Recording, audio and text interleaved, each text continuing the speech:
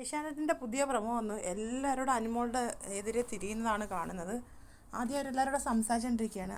ബിൻസി ചോദിക്കുന്നത്, നീ അനീഷിൻ്റെ അടുത്ത് ഭയങ്കര ഇതായിട്ടൊക്കെ നിന്നിട്ടല്ലേ, അനീഷിൻ്റെ അടുത്ത് ഇച്ചായ എന്നൊക്കെ വിളിച്ച് പുറകെ ചെന്നിട്ടല്ലേ എന്ന് ചോദിക്കുന്നു. അപ്പോൾ അനുമോൾ ചോദിക്കുന്നു, അത് തമാശക്കല്ലേ എന്ന് ചോദിക്കുന്നു.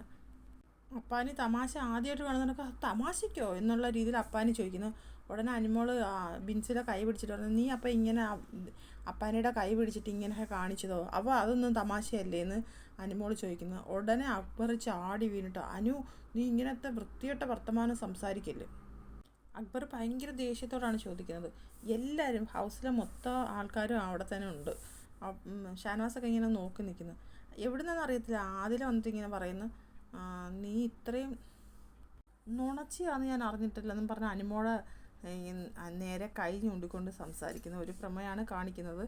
അത് കഴിഞ്ഞിട്ട് പിന്നെ ബിൻസി അപ്പോഴത്തേക്ക് ചാടി എഴുന്നേറ്റ്, നീ അന്ന് ഞാനിവിടെ ഉണ്ടായിരുന്നെങ്കിൽ നിൻ്റെ കാരണം പുകച്ചിട്ട് ഞാൻ പോകത്തുള്ളായിരുന്നു, നിന്നെ അടി തന്നിട്ട് ഞാൻ ഇവിടുന്ന് പുറത്തിറങ്ങത്തുള്ളൂ എന്നൊക്കെ പറഞ്ഞിട്ട് കൈ ചൂണ്ടി സംസാരിക്കുന്നു. അത് കഴിഞ്ഞിട്ട് അനുമോളെടുത്തിട്ട് പറയുന്നു, നീ ഇവിടെ നിൽക്കുന്നത് നിൻ്റെ കഴിവുകൊണ്ടല്ല, നീ വെളിയിൽ പണം കൊടുത്തിട്ട് തന്നെയാണ് നീ ഇവിടെ നിൽക്കുന്നതെന്ന് ബിൻസി പറയുന്നു.